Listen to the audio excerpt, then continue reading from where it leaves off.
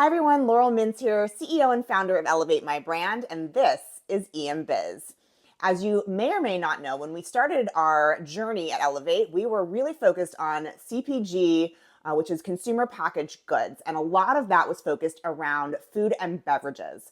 So today we're going to talk a little bit about how to market your food and beverage brands really, really wisely. So the first tip I have for you is making sure that you are focused on your packaging. Is the packaging solving a real problem? Now, oftentimes what we see is brands come to us and they are in a sea of sameness. So they want to look like all the other brands that are in their space. But that's really problematic, especially if you're going into big box retailers, because think about it, when you're on these shelves and everyone looks the same, how is your consumer going to decide to pick your product over anyone else if you all look the same? So making sure that you're really being thoughtful about design solutions to be sure that your client actually pulls you off the shelf, right? So that really has a lot to do with your color choices. So again, looking at competitors and making sure that you are not blending in, but standing out.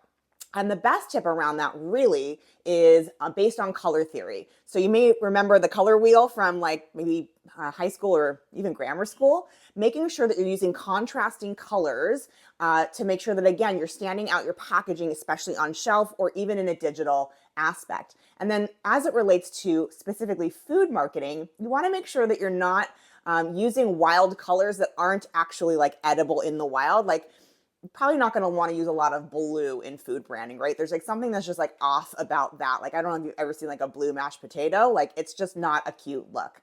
So making sure, again, that you are using colors that are also very appetizing and that happen in real nature in real food and beverage products. And then, of course, the last one is all about messaging and knowing your audience. So don't use overly complex language. Even if your product or service is using a really unique ingredient, make sure that you define it really clearly so that your audience feels connected to the brand and not othered because you're speaking in all kinds of jargon. You know, that's one of our big things here is making sure that you and our clients don't feel like we're using too much jargon so that you really, really understand the essence of marketing and that you feel like you can go execute it on your own.